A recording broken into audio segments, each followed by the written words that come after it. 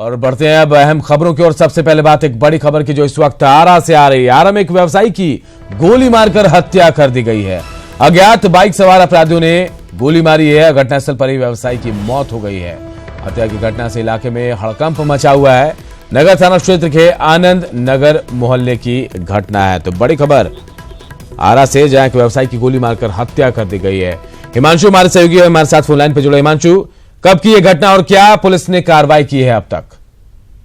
जी, दिन दहाड़े अपराधियों ने इस घटना को अंजाम दिया है, जहां एक आभूषण कारोबारी की हत्या कर दी गई है गोली मारकर। उनकी पहचान भी हो गई है, धनंजय कुमार नाम है उनका। नगर थाना के आनंद नगर के रहने वाले हैं वो। और उनका जो शव है आज मुकद्दर थाना के पिपरिया रोड में मिला है।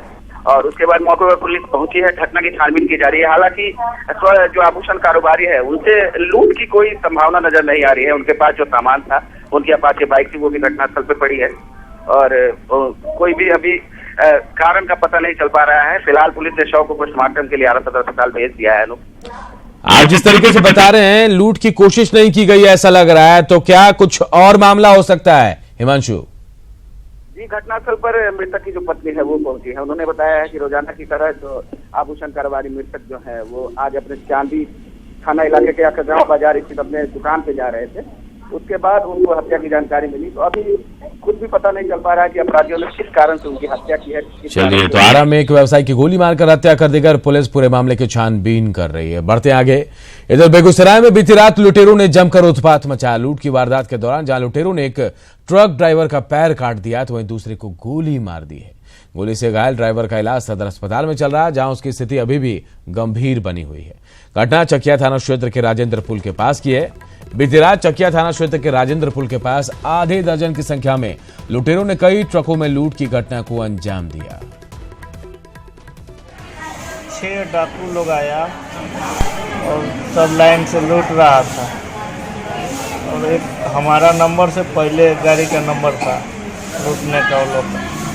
जब तक हम लोग 3 आदमी रॉड लेके निकला उसको मारपीट करने, तो उसने गोली चला दिया हमारे ऊपर। 2 गोली लगे। मतलब किसको लूट रहा था? ट्रक? लोकसभा के पहले चरण के लिए आज से नॉमिनेशन शुरू हो जाएंगे। पहले चरण में बिहार की 4 लोकसभा सीटों औरंगाबाद, गया, नवादा और जमुई सीटों पर नामांकन होगा, जिसकी पूरी तैयारी कर ली गई है।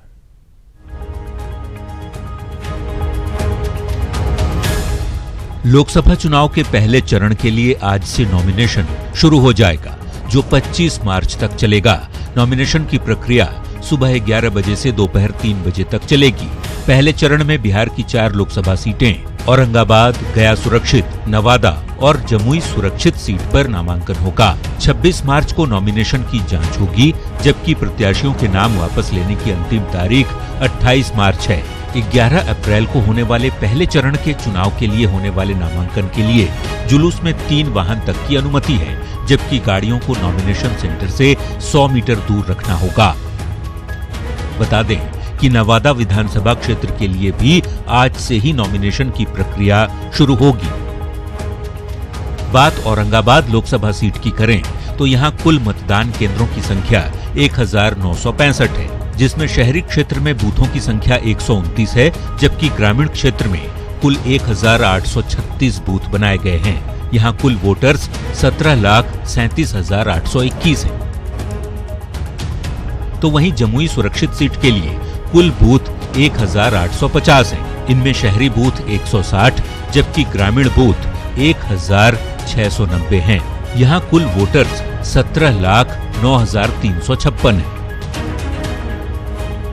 जबकि नवादा लोकसभा सीट के लिए होने वाले चुनाव के लिए कुल 1899 बूथ बनाए गए हैं, जिनमें शहरी बूथों की संख्या 156 है, जबकि ग्रामीण बूथ 1743 हैं। यहाँ कुल वोटर्स 18,92,017 हैं। इसके अलावा गया सुरक्षित सीट के लिए 340 शहरी बूथ बनाए गए हैं, जबकि ग्रामीण बूथों की संख्या यहाँ 1432 है। गया में कुल वोटर्स की संख्या 16,98,772 है। तो लोकतंत्र के महापर्व का औपचारिक आगाज उम्मीदवारों के नामांकन के साथ हो जाएगा। एनडीए में सीटों का बंटवारा तो हो चुका है, लेकिन उम्मीदवारों का ऐलान नहीं होने से नॉमिनेशन में कुछ दिन और लग सकता है। तो वहीं महागठबंधन में सीटों का गणित ही सुलझ नहीं पाया है। ऐसे में विरोधी गुट की पार्टियों के लिए प्रत्याशियों के नामांकन का प्रेशर भी बना रहेगा। पटना से कुलभूषण के साथ ब्यूरो रिपोर्ट, न्यूज़ 18।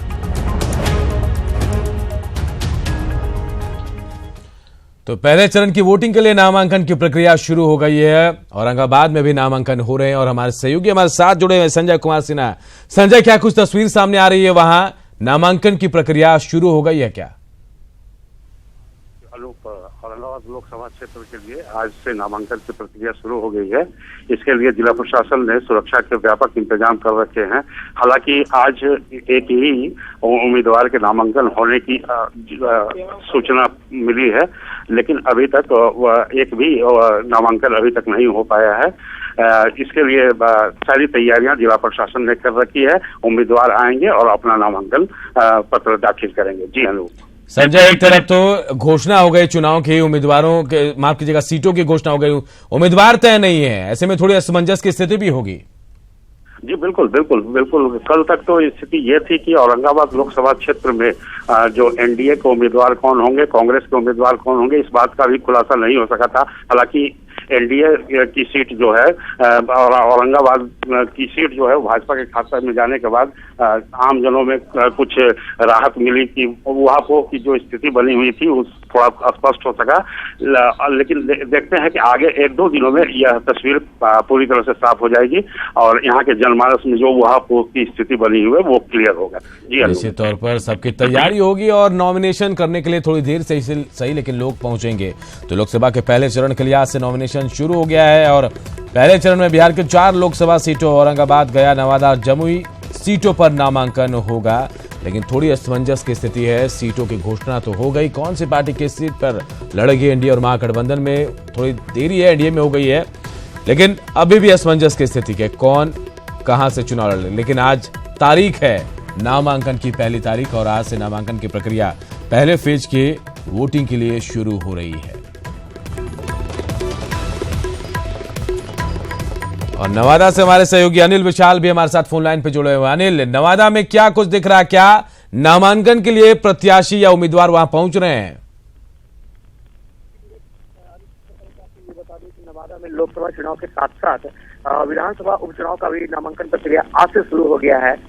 जिले के सदर अनुमंडल पदाधिकारी एवं जिला निर्वाची पदाधिकारी पर जिलाधिकारी कार्यालय में बेंचों का निर्धारण कर दिया गया है। अधिकारी सुबह से ही अपने अपने टेबल पे मौजूद है। ऐसी संभावना व्यक्त की जा रही है कि 1-2 पार्टी के नेता आज अपना नॉमिनेशन दाखिल करने के लिए आएंगे। अभी कुछ ही देर पहले जिलाधिकारी ने प्रेस वार्ता में भी ये बात क्लियर की है कि उसको लेके क्या रूल रेगुलेशन होंगे, सभी तरह के सभी रूल से सभी लोगों को अवगत करा दिया गया है। तो बस इंतजार है नेताओं का आवेदन करने के लिए। यहाँ पे जिलाधिकारी की तरफ से सारी तैयारियां पूरी कर ली गई है। चलिए हम भी इंतजार करते हैं जब ये प्रक्रिया शुरू होगी और उम्मीदवार अपना नॉमिनेशन कराने के लिए पहुंचेंगे। बहुत बहुत शुक्रिया। गया से अरुण चौरसिया भी हमारे साथ जुड़ गए हैं। अरुण, क्या कुछ तस्वीरें आप देख पा रहे हैं वहां? नॉमिनेशन की पहली तारीख आज है पहले फेज के लिए।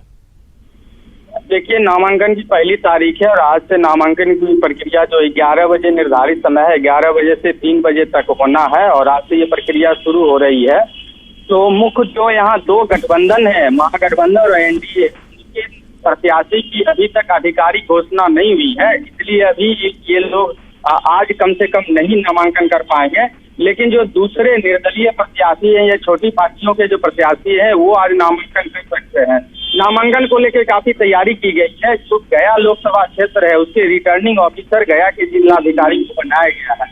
गया जिला में कुल 10 विधानसभा है, उसमें से 6 विधानसभा गया लोकसभा क्षेत्र में आता है। तो आज से ये नामांकन प्रक्रिया शुरू होगी और उसको लेकर पूरा समाहरणालय परिसर है उसको छावनी में तब्दील कर दिया गया है। काफी संख्या में सुरक्षा बल को लगाया गया है, तैनाती की गई है। इसके साथ ही कोई किसी तरह की सुरक्षा में चूक ना हो तो फोटोग्राफर और सीसीटीवी कैमरों की भी संख्या बढ़ाई गई है। तो प्रशासन की तरफ से काफी तैयारी की गई और जिलाधिकारी ने प्रेस कॉन्फ्रेंस के दौरान बताया भी है कि हर तरह की तैयारी की गई है और जो चुनाव आयोग का निर्देश है, जो बताए गए हैं निर्देश, उसका पालन कराने के लिए जिला प्रशासन बिल्कुल थोड़ा इंतजार करना होगा। जब संशय की स्थिति खत्म हो गई एनडीए और महागठबंधन में, तब शायद दोनों ही महागठबंधन और एनडीए के लोग जो है, जो उम्मीदवार है, वो नामांकन के लिए पहुंचेंगे। लेकिन थोड़ा इंतजार करते हैं और देखते हैं कब तक ये संशय के बादल हटते हैं। बहुत बहुत शुक्रिया आपका इस तमाम जानकारी के लिए।